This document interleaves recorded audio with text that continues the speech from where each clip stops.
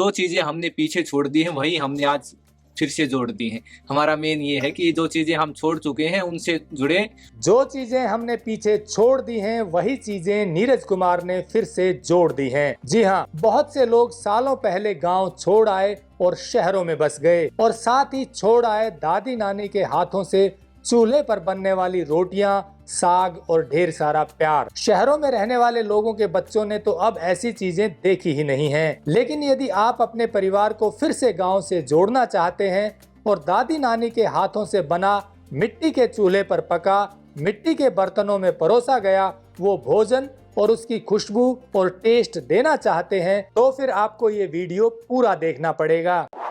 Technical farming channel को subscribe करें और बेल आइकन भी दबाएं ताकि आगे आने वाले वीडियो की नोटिफिकेशन आपको मिलती रहे। जी नीरज जी, क्या कॉन्सेप्ट है ये मॉडल के? हमारा कॉन्सेप्ट ये है कि आज बहुत सारे लोग क्या है कि आउटिंग के लिए, छोटी पार्टी के लिए, अपना बर्थडे सेलिब्रेशन के लिए बाहर जाते हैं, होटल्स में जाते हैं या कहीं कहीं फार्म वगैरह पे जाते हैं।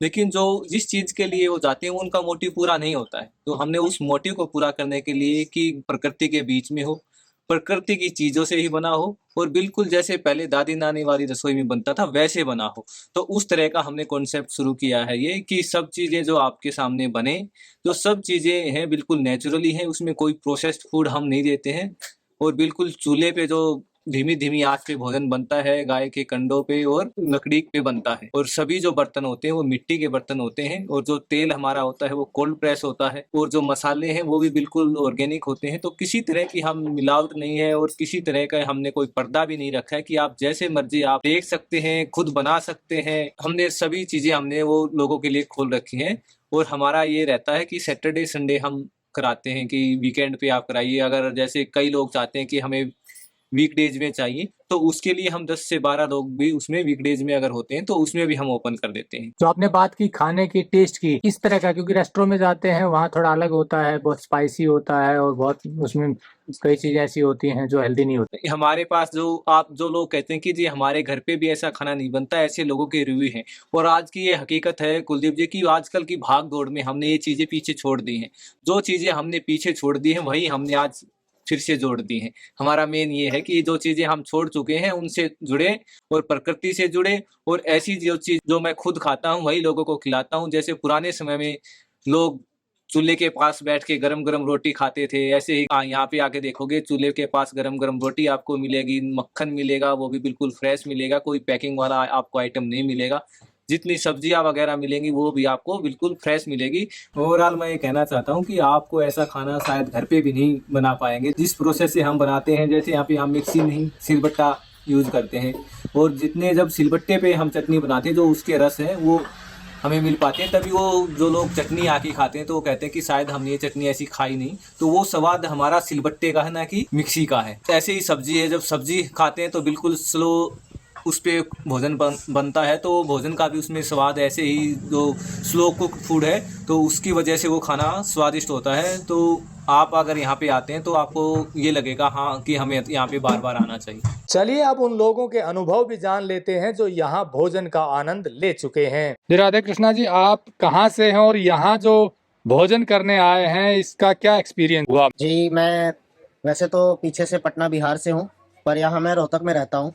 तो यूट्यूब पे मैंने देखा था और टेक्निकल फार्मिंग का कुछ वीडियो, और तो उसमें मुझे नीरज जी के बारे में पता चला और ये शुद्ध देसी तरीके से यहाँ खाना बनाते हैं ये लोग। मैं पिछले हफ्ते भी आया था और इस हफ्ते मैं दोबारा आया हूँ। तो मैं अपनी मम्मी और अपनी वाइफ के साथ भी यहाँ पे आया और उन्होंने यहाँ पे खाना बनते हुए भी देखा है और बहुत कुछ सीखा भी है। सो बहुत अच्छा एक्सपीरियंस रहा। खाने का स्वाद तो आप कभी भूल नहीं पाओगे जो यहाँ पे आपको मिलेगा। तो मिट्टी के बर्तनों में और मिट्टी के चूल्हे पर ये इस तरह का अनुभव यूनिक है या पहले भी कभी गए इस तरह? नहीं जी, ये मेरा पहला अनुभव है। चूल्हे पे तो बचपन में खाया था, लेकिन मिट्टी के बर्तन में चूल्हे के साथ जो कॉम्बिनेशन है वो बड़ा डेडली कॉम्बिनेशन है और मैंने ये पहली बार चखा है स्वाद। और वो स्वाद मतलब भूले नहीं भूलता। जो स्मोकी फ्लेवर जो आप बारबेक्यू और तंदूर में जो स्मोकी फ्लेवर ढूंढते हैं उससे कहीं बेहतर आपको स्मोकी फ्लेवर आपको यहाँ मिलेगा। फैमिली का एक्सपीरियंस कैसा रहा? अजी फैमिली भी बहुत खुश है, तभी तो दोबारा आए यहाँ पे। देखो जी, साग इतना स्वाद है कि बिल्कुल गांव की याद आ रही है और चटनी खा के तो बस क्या बताऊं, माँ की याद आ गई। बहुत बढ़िया खाना, मतलब खेतों के बीच में। यहाँ बैठ के खाने का जो स्वाद है ना, वो और भी अच्छा लग रहा है। दैट्स बहुत अच्छा कंसेप्ट, यूनिक एक्सपीरियंस है। I love this food and this place. आने की क्या प्रक्रिया है और कैसे कांटेक्ट करते हैं? जी, आप आने के लिए हम शनिवार और रविवार को करवाते हैं ये, और आप आने से जब भी आप आएँ तो 1 या 2 दिन पहले हमें बता दें कि हम इतने बंदे आ रहे हैं, क्योंकि हम 15 से 20 लोगों का ही एक बार में करवा पाते हैं, ज़्यादा लोग हम नहीं बुलाते हैं। तो जब भी आप आएँ तो बुक करा कर के आएँ। मतलब जो फोन है उस पे व्हाट्सएप पे हाँ जी, संपर्क आप कर लें। हमारे नंबर पे व्हाट्सएप भी कर सकते हैं और कॉल भी कर सकते हैं। एड्रेस और बता दीजिए। एड्रेस हमारा है गाँव डावला, जिला झज्जर, हरियाणा। दिल्ली से कितनी दूर है?